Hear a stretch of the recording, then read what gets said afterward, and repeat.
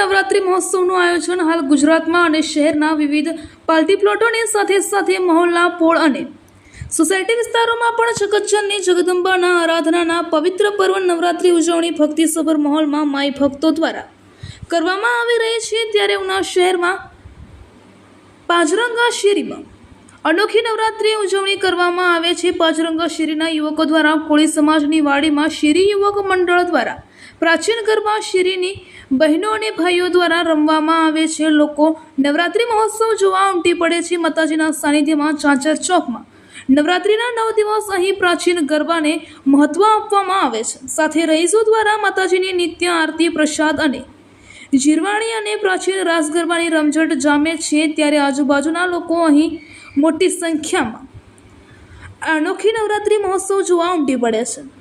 Reporter Abdul Khan, Una.